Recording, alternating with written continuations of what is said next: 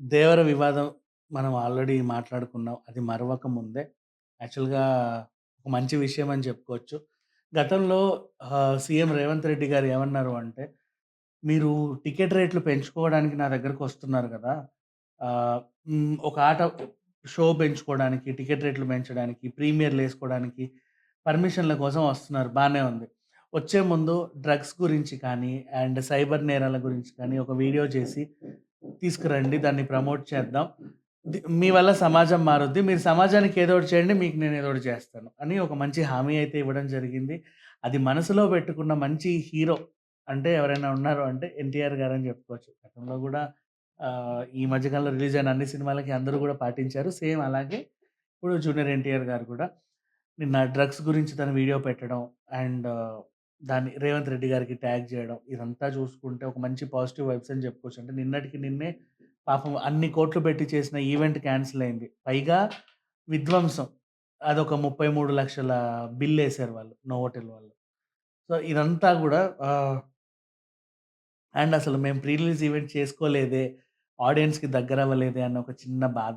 ఇవన్నీ లోపల ఉన్నా గూడా అలా దిగమింగుకొని ముఖ్యమంత్రి గారు అడిగిన వెంటనే ఆ వీడియో చేసేసి తన నిర్మాతలని తను రక్షించుకున్నాడని జెప్పుకోవచ్చు. అంటే ఎలా నిర్మాతల హీరో ఎవరైనా ఉన్నారంటే ఎన్టీఆర్ అనే కళ్ళు మూసుకొని జెప్పాలి. వై? బికాజ్ ప్రొడ్యూసర్ మంచి గురించి ఆలోచించి ఆ వీడియో తీసి అసలు ఆయనకు అవసరం గూడా లేదు. చేయాల్సిన అవసరం లేదు. బట్ చేసి దాన్ని ముఖ్యమంత్రులందరికీ ట్యాగ్ చేసి తెలంగాణ సీఎం వీళ్ళందరికీ ట్యాగ్ చేసి ఆ వీడియోని ప్రదర్శిస్తే ఇప్పుడు అందరూ గూడా చాలా హ్యాపీ ఫీల్ అవుతున్నారు.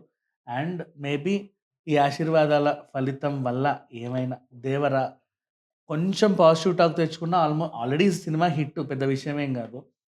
ఇంకొంచెం పాజిటివ్ టాక్ తెచ్చుకుంటే ఎక్కడికో ఎళ్లి, ఇక బీభత్సమైన టాక్ కనుక తెచ్చుకుందంటే ఇంక దాన్ని ఆపేయగలిగే శక్తి ఇంకెవరికీ ఉండదనే జెప్పుకోవాలి. సో, ఈ అర్ధరాత్రి ఇప్పుడు ఇంకా 4 గంటల నుంచి ఏమో షోలు పడిపోతూనే ఉన్నాయి.